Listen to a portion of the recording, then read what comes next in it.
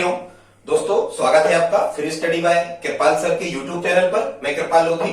दोस्तों, आज हम आपको लेकर के आए हैं जीके, कह सकते हैं साइंस या पर्यावरण का बहुत ही इंपॉर्टेंट टॉपिक। दोस्तों, आप किसी भी प्रकार की कॉम्पिटिटिव एग्जाम की तैयारी कर रहे हैं, चाहे वो सेंट्रल लेवल का हो या स्टेट लेवल का हो, निश्चित रूप से आपसे यहाँ आज जो हम आपको टॉपिक बताने वाले हैं, हम आपको मुख्य क्रांतियों के बारे में बताने वाले हैं। तो प्यारे छात्रों, यहाँ से निश्चित रूप से आपसे एक प्रश्न पूछा जाता है, और जो प्रश्न पूछा जाता है वो कैसा पूछा जाता है?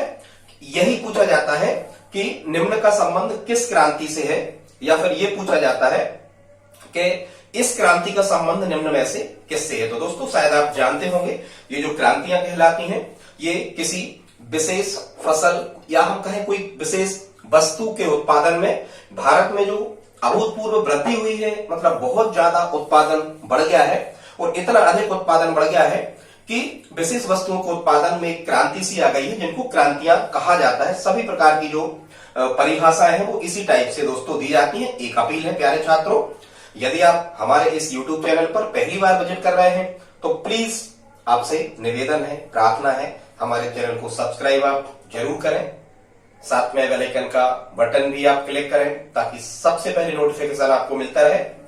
तो प्यारे छात्रों, बगैर देर किए आइए प्रारंभ करते हैं आज का टॉपिक, जिसमें प्यारे छात्रों हम जानने का प्रयास करेंगे कि किस क्रांति का संबंध किससे है, और भी इससे संबंधित अन्य कई बातें जो महत्वपूर्ण है जीके की दृष्टि से। निश्चित रूप से बहुत वीआईएमपी टॉपिक है दोस्तों, आप इस वीडियो को बिल्कुल भी स्किप ना करें, लास्ट तक पूरा जरूर देखें। हम आपको लगभग 40 से 45 क्रांतियां पूरी कंप्लीट ट्रिक लगा के, लॉजिक लगा के आपको यही ऑन स्पॉट मेमोराइज करवाएंगे। बहुत सुंदर वीडियो आज का रहेगा। तो सबसे पहले प्यारे छात्रों प्रारंभ करते हैं। एक नंबर पे है हरित क्रांति। और देखो, सभी क्रांतियों की परिभाषा हम आपको बता चुके हैं। हरित क्रांति जो है दोस्तों, ये मुख्य रूप से कृषि उत्पादन से संबंधित है। ये तो आपको पता ही होगा, क्योंकि आप निम्न स्तर की जो कक्षाएं होती हैं, माध्यमिक या हाई स्कूल में आप पढ़ते हो। हरित क्रांति का संबंध दोस्तों कैसे है? कृषि उत्पादन से है, क्योंकि ये हरा भरा होना सब ये कृषि से ही रिलेटेड होता है। ऐसे करके आप इसको याद रख सकते हो। और कुछ बातें और हमें हरित क्रांति के बारे में जानना जरूरी है। प्यारे छात्रों, हरित क्रांति की जो शुरुआत हुई थी, ये भारत में लगभग 1966-67 से मानी जाती है। और कभी कभी यहाँ हरित क्रांति से दो क्वेश्चन और आपसे पूछे जाते हैं। विश्व हरित क्रांति का जनक किसे कहा जाता है? तो आप प्यारे छात्रों याद रखें, डॉक्टर नॉर्मन बोरलॉग, क्योंकि वहां बोर शब्द लिखा हुआ है। बोर मतलब आपका नलकूप कहलाता है, जो कृषि से रिलेटेड है। तो विश्व हरित क्रांति के जनक यदि प्यारे छात्रों आपसे कभी पूछे जाए तो डॉक्टर नॉर्मन बोरलॉग अमेरिकी है। अमेरिका से ही हरित क्रांति की शुरुआत हुई थी। और यदि कभी भारत में कहा जाए कि भारत में हरित क्रांति की शुरुआत करने का श्रेय किसे जाता है, तो डॉक्टर एमएस स्वामीनाथन। ठीक है, डॉक्टर एमएस स्वामीनाथन ये भारतीय हरित क्रांति के पिता या जनक या आधार स्तंभ कहे जाते हैं। मुख्यतः छात्रों एक चीज और आप याद रखना, कभी कभी पूछा जाता है कि हरित क्रांति के दौरान भारत में किन फसलों के उत्पादन में अभूतपूर्व वृद्धि हुई है, या किन फसलों से है। देखो, कृषि से तो है, लेकिन और यदि अपन डीपली चले तो प्यारे छात्रों, हरित क्रांति का जो संबंध है ये मुख्यतः भारत में गेहूं और चावल के उत्पादन में जो वृद्धि हुई है, इसको हरित क्रांति कहा जाता है। तो गेहूं और चावल यहां से आपको सेलेक्ट करना है। ठीक है, कभी आपसे पूछा जाए कि भारत की मुख्य खाद्य फसल क्या है, तो प्यारे छात्रों अब गेहूं ना कहकर भारत की जो मुख्य खाद्य फसल है वो क्या होती है? चावल होती है। याद रख लें। और भारत में सबसे ज्यादा क्षेत्रफल पर बोई जाने वाली जो फसल है वो भी क्या होती है? चावल होती है। और चावल सबसे ज्यादा पश्चिम बंगाल में होता है। तो खैर ठीक है, बहुत सारी बातें। तो हरित क्रांति से मुख्यतः गेहूं और चावल के उत्पादन में वृद्धि हुई, और मोटे अनाज जैसे दालें वगैरह है, मटर है, इनका उत्पादन कैसा रहा? स्थिर रहा है। तो शायद आप समझ गए होंगे। सेकंड पे है प्यारे छात्रों श्वेत क्रांति। और श्वेत क्रांति जैसे आपने देखा होगा कि दुग्ध या मिल्क कैसा होता है? सफेद ही होता है, श्वेत होता है। श्वेत मतलब सफेद, तो याद करने में बिल्कुल भी परेशानी आपको नहीं होगी। श्वेत क्रांति का संबंध प्यारे छात्रों दुग्ध उत्पादन से है। इसको ऑपरेशन फ्लड, एक नाम और ऑपरेशन फ्लड के नाम से भी जाना जाता है। किसे? फ्लड मतलब बाढ़ है, दुग्ध उत्पादन की बाढ़ से आ गई, ऐसा करके आप समझ सकते हैं। तो ऑपरेशन फ्लड या श्वेत क्रांति किसे कहा जाता है? ये दुग्ध उत्पादन से संबंधित है, क्योंकि भारत में ऐसी गाय और भैंसों की नस्लों का विकास कर लिया गया है जो एक ही टाइम में बहुत अधिक मात्रा में दूध देती हैं।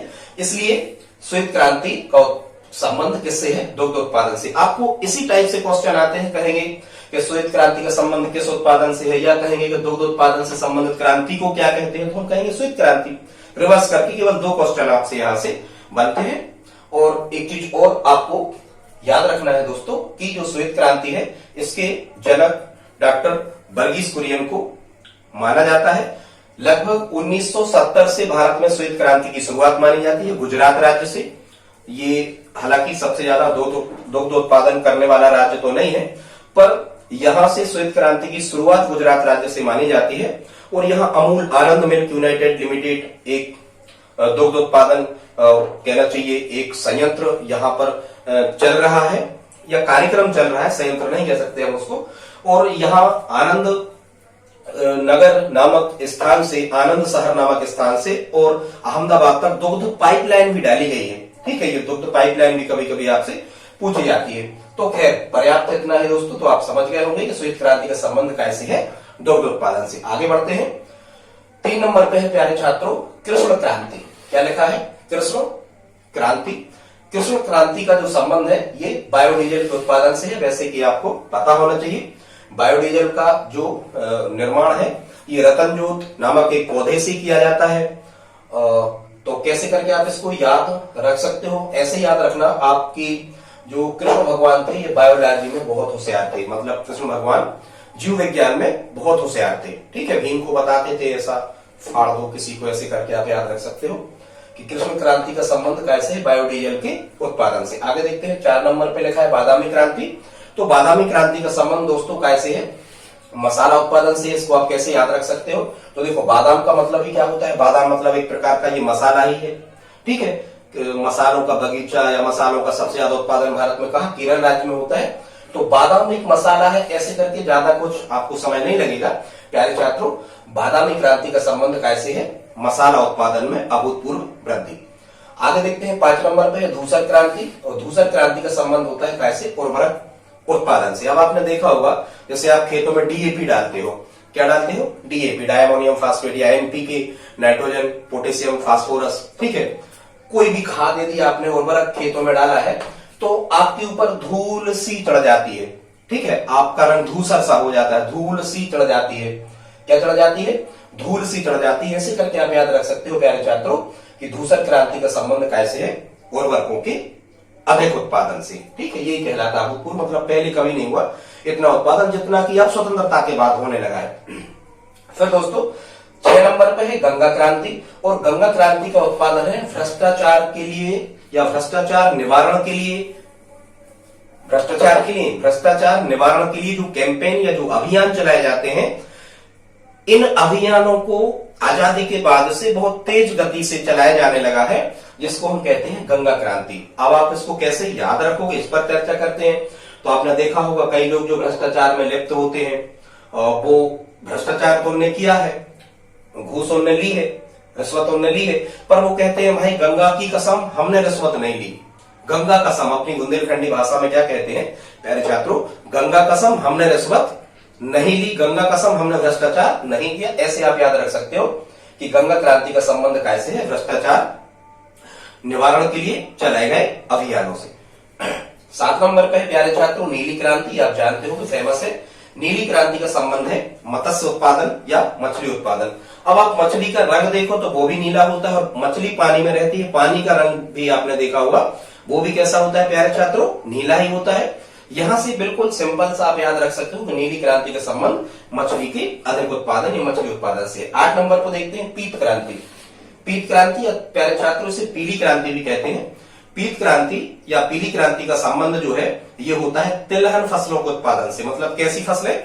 जो तेल देती हैं। जैसे हम तो कैसे इसको याद करें, हम इसको याद करें हैं, हालांकि ये पूरी क्रांति में पहले ही से मेमोराइज है। हम ऐसे इसको याद करें कि आपने सूरजमुखी देखा होगा, इससे वनस्पति तेल प्राप्त होता है, ये भी पीले कलर का होता है। फिर आपने सोयाबीन देखा होगा, ये भी कैसे कलर का होता है? पीले कलर का होता है। और जब मूंगफली पक जाती है तो ऊपर का जो पौधा होता है वो भी पीले कलर का होता है। तो प्यारे छात्रों पीत क्रांति का संबंध आपको पीला सोयाबीन होता है, इतना याद रखना, और सोयाबीन से तेल बनता है। तो प्यारे छात्रों पीत क्रांति या पीली क्रांति का संबंध तिलहन फसलों के उत्पादन से है। आगे देखते हैं 9 नंबर पे है गुलाबी क्रांति। क्या है? गुलाबी क्रांति। प्यारे छात्रों, गुलाबी क्रांति का जो संबंध है ये 4 चीजों के उत्पादन से है। फल उत्पादन, मांस उत्पादन, झींगा उत्पादन और प्याज उत्पादन। ठीक है, इसको गुलाबी क्रांति के नाम से जाना जाता है। 4। अब आप इसको कैसे याद रखोगे? ठीक है, जैसे भी आप याद रखना कि जैसे हम कहें कोई ट्रिक बना ले, ये गुलाब नाम का एक लड़का है, तो हम कहें कि गुलाब के फल, मांस और प्याज कोई झींगा खा गया, ऐसे करके याद कर लेना। ठीक है, क्या याद करोगे? गुलाब के कौन कौन सी चीजें? गुलाब रखे हुए था, फल थे उसके पास में, मांस था और प्याज था। 3 चीजें गुलाब के पास में थी। तो गुलाब के फल, मांस और प्याज को कौन खा गया? झींगा खा गया। तो ये फल उत्पादन, मांस उत्पादन, झींगा उत्पादन और प्याज उत्पादन, 4 क्रांतियां प्यारे छात्रों ये गुलाबी क्रांति के नाम से जानी जाती है। और वैसे भी फल, अधिकतर फलों का रंग भी गुलाबी होता है, मांस का रंग भी गुलाबी होता है, प्याज का रंग भी गुलाबी होता है। बस झींगा आपको मेमोराइज करना है। फिर प्यारे छात्रों यहाँ 10 नंबर पे लिखा हुआ है, यह है भूरी क्रांति। क्या लिखा है? भूरी क्रांति। तो जो भूरी क्रांति का संबंध है प्यारे छात्रों, इसमें भी ऊन उत्पादन, उर्वरक उत्पादन, कोको उत्पादन, गैर परंपरागत ऊर्जा के स्रोत उत्पादन। मतलब कितने हो गए? 1, 2, 3 और 4।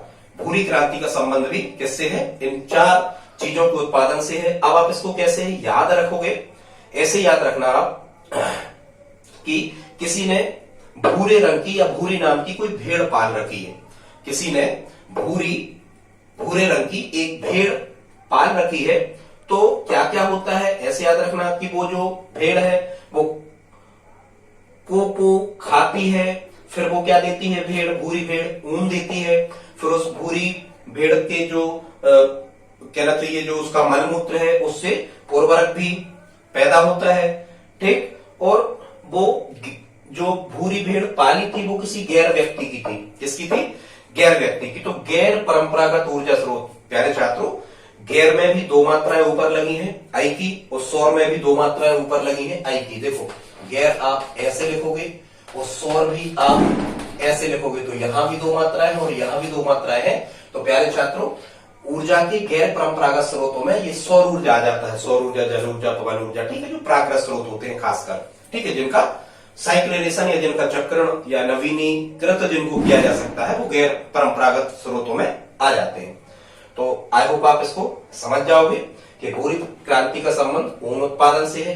ठीक है, भूरी भेड़ पाली है, फिर से सुन लें आप, भूरी भेड़ पाली है जो ऊन देती है, उससे क्या है? उर्वरक भी पैदा होता है। कोको वो खाती है, या हम कहें कौन की आएगा? भेड़। ठीक है, तो वो व्यक्ति कह रहा भाई ये तो गैरों की भेड़ है, हमने पाली।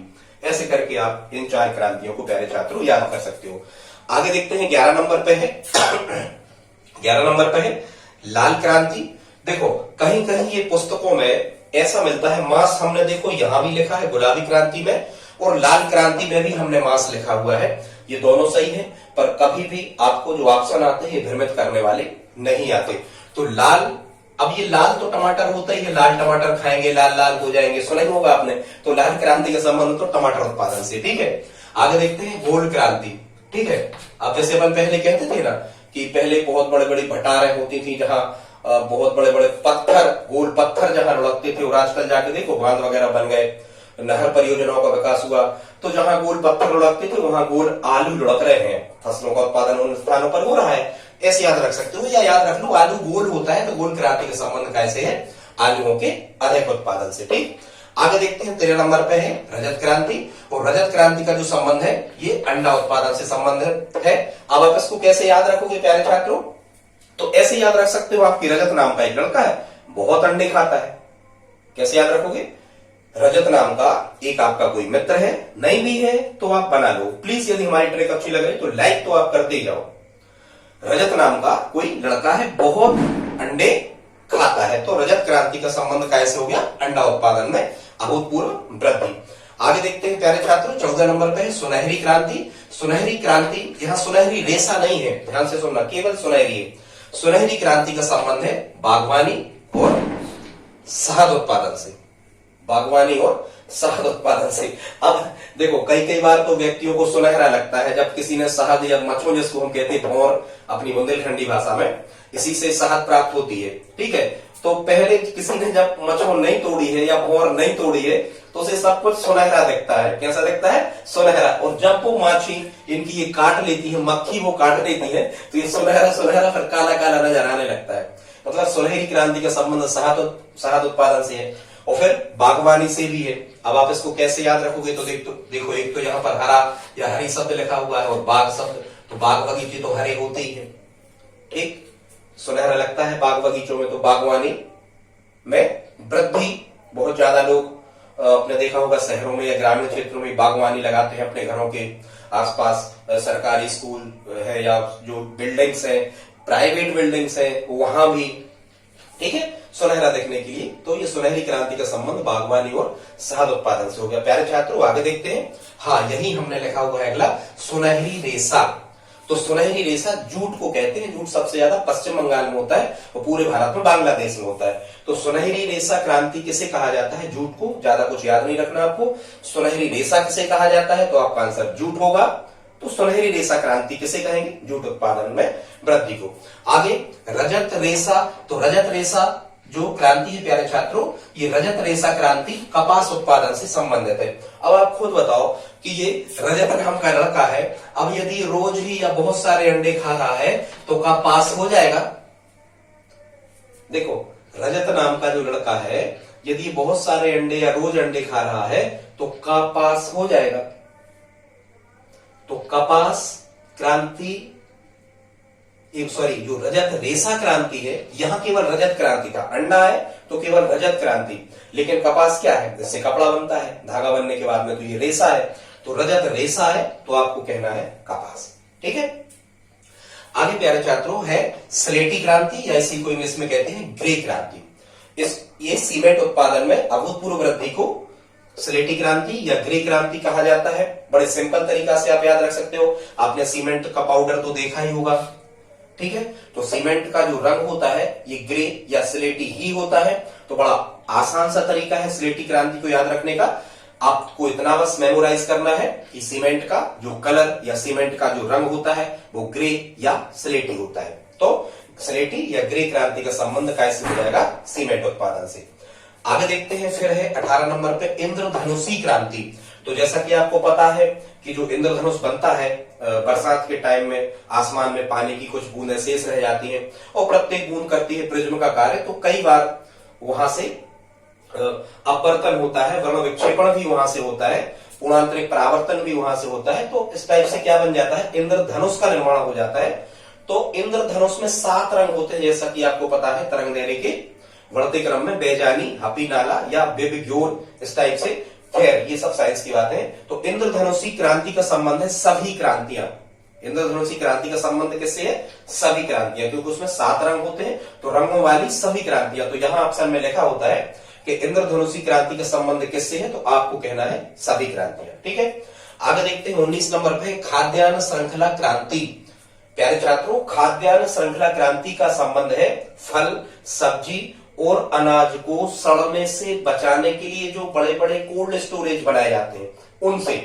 कुल मिला के यहाँ खाद्यान्न श्रृंखला क्रांति का संबंध होगा फल, सब्जी और अनाज को सड़ने या खराब होने से बचाने के लिए जो साधन चलाए जा रहे हैं या जो अभियान चलाया जा रहा है या जो व्यवस्था की जा रही है, इसको प्यारे छात्रों हम खाद्यान्न श्रृंखला क्रांति के नाम से जानते हैं। आपने देखा होगा कि जो फल, सब्जी या अनाज है, यदि इनको कम टेम्परेचर पर रखा जाए तो ये सुरक्षित बचे रहते हैं। इनमें कोई भी कवक है या फंगस है या बैक्टीरिया है या वायरस है, ये ऐसी चीजें, ये सूक्ष्म जीव इनको खराब नहीं कर पाते। इसके लिए बहुत बड़े बड़े गोदामों में बहुत ज्यादा रेफ्रिजरेटर और एसी, एयर कंडीशनर वगैरह लगाए जाते हैं। कई स्थानों पे हीटर भी लगाए जाते हैं, ताकि जितना टेम्परेचर उनको जरूरत है, जितने टेम्परेचर की, उतना टेम्परेचर तापमान वहां पर पैदा किया जा सके। तो इन्हीं बड़े बड़े कोल्ड स्टोरेजों से संबंधित जो क्रांति है, इसको हम खाद्यान्न श्रृंखला क्रांति कहते हैं। आई होप आप समझ गए होंगे। आगे देखते हैं 20 नंबर पे है अमृत क्रांति। अमृत क्रांति का संबंध होता है नदी जोड़ो परियोजनाएं। ठीक है, ये बड़ी बड़ी नदियां जो जिनमें पूरे साल भर पानी बहुत अधिक मात्रा में बहता है, और कई नदियां ऐसी होती हैं जो सूख जाती हैं, लेकिन वो भी शहर उन छोटी नदियों के तटों पर भी बसे होते हैं। तो क्या होता है कि उस बड़ी नदी के पानी को नहर या पाइप मार्ग से ले जाकर उस छोटी नदी में पटक दिया जाता है और वो जो छोटी नदियां होती हैं उनमें भी फिर साल भर पानी बहता रहता है। तो इनको हम कहते हैं लिंक परियोजना या नदी जोड़ो परियोजना। तो प्यारे छात्रों, आपको पता है कि पानी या गंगा का जल या नर्मदा का जल या पानी या जल तो अमृत के समान है। या आप एक लाइन याद कर लो कि नदियों का जल अमृत के समान है। तो अमृत क्रांति का मतलब हो जाएगा नदी जोड़ो परियोजनाओं से। ठीक है, 21 नंबर पे देखो, यहां था इंद्रधनुषी, कहीं भी यहां देखना, ये था इंद्रधनुषी और यहां केवल लिखा है इंद्रधनुष क्रांति। क्या लिखा हुआ है? इंद्रधनुष क्रांति।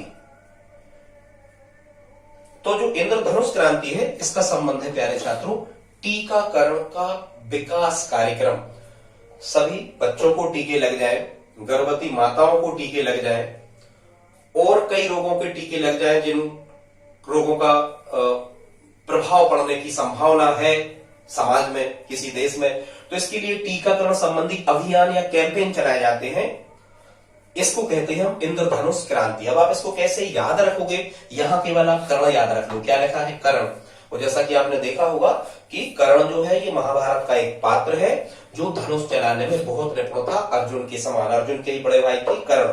ठीक है, और या फिर ऐसा याद रख लो कि इंद्र ने ही साधु का वेश बनाकर कर्ण से कवच और कुंडल दान में ले लिए थे, क्योंकि उस इंद्र की डेथ नहीं होती जब तक उनके हाथ में सूर्य भगवान द्वारा दिए गए कवच और कुंडल हाथ में रहते। तो यहाँ कर्ण शब्द आ जाए तो इंद्र से जोड़ दो, इंद्र साधु का वेश रख के गए थे, वो कर्ण से कवच और कुंडल दान में मान लिए थे, क्योंकि दानवीर कर्ण उनको कहा ही जाता है। ठीक है, तो जैसा भी धनुष चलाने में धनुष विद्या में निपुण थी कर्ण, ऐसा करके भी आप इसको याद रख सकते हो। तो प्यारे छात्रों, इंद्रधनुष क्रांति का संबंध टीकाकरण कार्यक्रमों का विकास करने से है। आगे देखते हैं 22 नंबर पे हरित सोना क्रांति, या इसी को इंग्लिश में कहा जाता है ग्रीन गोल्ड रेवोल्यूशन। क्या कहा जाता है? ग्रीन गोल्ड क्रांति या हरित सोना क्रांति। प्यारे छात्रों, एक बात और समझो, हम आपको 4-5 निकनेम बनाते हैं, ये भी एग्जाम में इंपॉर्टेंट है। जैसे कभी आपको प्रश्न आए कि हरा सोना किसे कहा जाता है, तो हरा सोना बांस को भी कहा जाता है, हरा सोना चाय को भी कहा जाता है, हरा सोना अफीम को भी कहा जाता है और हरा सोना बन को भी कहा जाता है। 4 चीजें हमने बताई, चाय, कपास, अफीम और बन, इन चारों को हरा सोना कहा जाता है। तो कभी भी आपको हरित सोना क्रांति आ जाए या ग्रीन गोल्ड क्रांति आ जाए तो आप इन्हीं 4 का नाम लें, बांस, वन, अफीम और चाय। ठीक है, तो आई होप आप समझ गए होंगे हरित सोना क्रांति इन्हीं चारों के उत्पादन से रिलेटेड है। इस लाइन को देख रहे हो प्यारे छात्रों, निवेदन, इतनी मेहनत करते हैं हम आप लोगों के लिए। आज भी सर्दी जुकाम है, स्वास्थ्य खराब है, लेकिन कुछ छात्रों की डिमांड थी कि सर ये क्रांतियां मेमोराइज नहीं हो रही, तो हमने प्रयास किया कि आपको ऑन स्पॉट यहीं पे ये मेमोराइज करवा दें।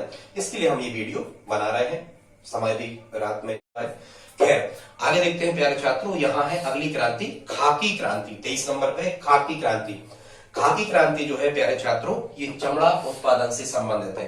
कैसे? चमड़ा उत्पादन से संबंधित है। लेदर का उत्पादन बहुत ज्यादा भारत में होने लगा है। इस चमड़ा उत्पादन में अभूतपूर्व वृद्धि को खाकी क्रांति कहा जाता है। अब आपने देखा होगा, आप लोग भी प्रयास करते हो कि खाकी वर्दी मिल जाए किसी भी राज्य में। हुआ पुलिस की वर्दी साधारणतः है या आर्मी की वर्दी कैसी होती है? खाकी होती है। तो आप प्रयास करते हो कि खाकी वर्दी मिल जाए, और जैसे ही आपको खाकी वर्दी मिलती है तो एक बेल्ट मिल जाता है चमड़े का बना हुआ खाकी वर्दी में। ऐसे ही आप याद रखना कि खाकी वर्दी में चमड़े का बेल्ट साथ में मिल ही जाता है, जिस पर सील वगैरह धातु की परत पर आपका पद नाम वगैरह ये सब लिखा होता है। ऐसे आप याद रख सकते हो कि खाकी क्रांति का संबंध कैसे है प्यारे छात्रों? चमड़ा के उत्पादन में वृद्धि से। ये सभी क्रांतियों का मतलब है उत्पादन में वृद्धि। आगे देखते हैं प्यारे छात्रों, यहाँ है एनएच क्रांति, नेशनल हाईवे क्रांति। क्या है? नेशनल हाईवे क्रांति। तो साफ साफ समझ में आ रहा है कि नेशनल हाईवे है मतलब सड़क जोड़ो परियोजनाओं से संबंधित है। तो या तो यहां से लिखा आता है कि सड़क जोड़ो परियोजनाएं, या फिर यहां लिखा होता है नेशनल हाईवे क्रांति में। ठीक है, नेशनल हाईवे क्रांति में या राष्ट्रीय राजमार्ग क्रांति में स्वर्णिम चतुर्भुज परियोजना। क्या लिखा होता है? अटल जी के टाइम से चलाई गई थी स्वर्णिम चतुर्भुज परियोजना। प्यारे छात्रों, ये जो स्वर्णिम चतुर्भुज परियोजना है ये भारत के 4 महानगर जो चारों दिशाओं में स्थित हैं, पूर्व, पश्चिम, उत्तर, दक्षिण, मुंबई, कलकत्ता, दिल्ली और चेन्नई, इन चारों महानगरों को सड़क मार्ग से जोड़ने की एक परियोजना है जिसको स्वर्णिम चतुर्भुज परियोजना कहते हैं। कभी कभी तो यहां से प्रश्न आ जाता है कि स्वर्णिम चतुर्भुज परियोजना या स्वर्णिम चतुर्भुज योजना का संबंध किससे है, तो हम कह देते हैं परिवहन से। ये भी सही है। अभी हाल ये मुख्य दीजिए, मुंबई, कोलकाता, दिल्ली, चेन्नई, इन 4 शहरों को जोड़ने की एक योजना है। अभी 4 लाइन सड़कें बनाई जा रही है, भविष्य में ये 6 वे होंगी, 6 लाइन सड़कें होंगी, बाद में ये 8 लाइन सड़कें होंगी। ठीक है, तो नेशनल हाईवे क्रांति का मतलब समझ गए, स्वर्णिम चतुर्भुज योजना या सड़क जोड़ो परियोजनाओं से रिलेटिव है। आगे देखते हैं 25 नंबर पे है परामनी क्रांति। परामनी क्रांति का संबंध है भिंडी के उत्पादन में बहुत ज्यादा वृद्धि। परामनी क्रांति, कई बार अपन कहते हैं यार ये भिंडी कैसी बनी, इस भिंडी का रेट क्या है, मतलब मनी कितना लगना हमें भिंडी खरीदने में। या तो ऐसा कर लो, भिंडी कैसे बनी, बनी माने परामनी, भिंडी कैसे बनी, मनी बनी, भिंडी बनी मनी। तो परामनी क्रांति का संबंध कैसे है, भिंडी उत्पादन। या पराम नाम का कोई लड़का है, या राम नाम का कोई लड़का है, या राम लिखा, बहुत ज्यादा भिंडी खाता है राम नाम का कोई व्यक्ति, तो ऐसे करके भी आप याद रख सकते हो कि परामनी क्रांति का संबंध भिंडी उत्पादन से। आगे देखते हैं प्यारे छात्रों 26 नंबर पे सनराइज क्रांति या सूर्योदय क्रांति। सनराइज मतलब सूर्योदय, इसी को सनराइज या सूर्योदय क्रांति कहा जाता है। तो ये जो क्रांति है ये इलेक्ट्रॉनिक उद्योगों के विकास से संबंधित है। भारत में स्वतंत्रता के बाद से बहुत अधिक इलेक्ट्रॉनिक उद्योगों का विकास हुआ है। मतलब इलेक्ट्रॉनिक सामान, बल्ब है, टीवी है, रेफ्रिजरेटर है, एसी है, फ्रिज है और बहुत सारे उपकरण जो है ये बहुत ज्यादा मात्रा में इनका निर्माण हो रहा है, जिसे सनराइज या सूर्योदय क्रांति कहते हैं। अब यहाँ क्या लिखा हुआ है, इलेक्ट्रॉनिक। और इलेक्ट्रॉनिक में हमें रोज सबसे ज्यादा यूज की जो बात होती है वो क्या होती है, लाइट, बल्ब। और जैसे ही बल्ब जला तो भले सूर्योदय हुआ हो या नहीं हुआ, वो आपके घर में तो सूर्योदय हो जाना है। और लाइट या बल्ब या ट्यूबलाइट या सीएफएल ये क्या है, सब इलेक्ट्रॉनिक उपकरण है। ऐसे आप याद रख सकते हो कि सनराइज क्रांति या सूर्योदय क्रांति का संबंध कैसे है, इलेक्ट्रॉनिक वस्तुओं के बहुत अधिक उत्पादन से। इलेक्ट्रॉनिक वस्तु मतलब जो लाइट से चलने वाली है। आगे देखते हैं मूक क्रांति। तो यहां लिखा है मूक, यहां लिखा है मोटे। मूक क्रांति का संबंध है प्यारे छात्रों मोटे अनाजों के उत्पादन से। ठीक है, अब कहो कि ये मोटे अनाज क्या कहलाते हैं, तो ये खासकर दालें आ जाती हैं मोटे अनाज में। जैसे हम कहें कि बाजरा है या ज्वार है या मटर है या कुछ दालें हैं, ये मोटे अनाज में आ जाती हैं। इसको आप कैसे याद रखोगे, आपने देखा होगा कि ऐसे करके कर लो आप, बड़ी अच्छी ट्रिक दिमाग में आ गई। जो मोटे व्यक्ति होते हैं इनका यदि आपको एक मुक्का घल जाए, मूक माने मुक्का, मोटे व्यक्तियों का एक मुक्का घल जाए तो ज्ञान हो जाएगा। या फिर ऐसे याद रख लो कि जो मोटे आदमी होते हैं ये अधिकांश समय तक मूक रहते हैं, ज्यादा बोलते नहीं है मोटे आदमी। ठीक है, तो मूक क्रांति का संबंध मोटे अनाजों के उत्पादन से है। प्यारे छात्रों अगला है 28 नंबर पे लिखा है यहाँ सैफरान क्रांति। आपने देखा होगा केसर का रंग अधिकांशतः क्या, केसर का रंग भगवा कलर का होता है। कैसा होता है, भगवा कलर का होता है। और प्यारे छात्रों भगवा कलर को भी इंग्लिश में सेफ्रान कहा जाता है। भगवा कलर को इंग्लिश में क्या कहा जाता है, सेफ्रान कहा जाता है। तो सेफ्रान क्रांति का संबंध कैसे है, केसर उत्पादन से। कैसे है, केसर उत्पादन से। केसर एकमात्र राज्य भारत का जम्मू कश्मीर जहां पर ये केसर का उत्पादन सबसे ज्यादा होता है। खैर सबसे ज्यादा होता है, कहीं कहीं और पाई जाती है। सेफ्रान क्रांति का संबंध कैसे हो गया, केसर से। कैसे आप इसको याद रखोगे, आप तो ऐसे याद रखो प्यारे छात्रों, सेफ्रान मतलब भगवा कलर और केसर का रंग भगवा कलर ही होता है। ये गुड़ का पाउच वगैरह आते हैं उनमें केसर डाली जाती है, कुछ स्वाद इसकी लत लग जाती है व्यक्तियों को। तो सेफ्रान क्रांति का संबंध कैसे है, केसर से है। या फिर ऐसा याद रखना कि किसी ने फर्जी केस बनवा दिया किसी का। ठीक है, तो आप समझ गए होंगे। अगले पे आते हैं प्यारे छात्रों 29 नंबर पे लिखा हुआ है सदाबहार क्रांति। तो सदाबहार क्रांति का मतलब होता है मिट्टी को उन्नत बनाने वाली तकनीकें। मिट्टी को उन्नत मतलब मिट्टी बहुत समय तक उपजाऊ बनी रहे, उर्वरकता उसकी बनी रहे, ऐसी जितनी भी तकनीकों का उपयोग किया जा रहा है उसको कहा जाता है सदाबहार क्रांति। अब कोई व्यक्ति या कोई किसान कब सदाबहार रहेगा, जब उसकी मिट्टी उन्नत होगी। मिट्टी उन्नत होगी तो फसलों का उत्पादन ज्यादा होगा। ऐसे करके आप इसको याद रख सकते हो। ठीक है, या आपने देख कई कई व्यक्ति ऐसे होते हैं जिनकी मिट्टी सदा हरी भरी रहती है, मतलब उनके खेतों में हमेशा हरियाली छाई रहती है, ऐसे भी आप इसको याद रख सकते हो। आगे बढ़ते हैं, 30 नंबर पे है काली क्रांति।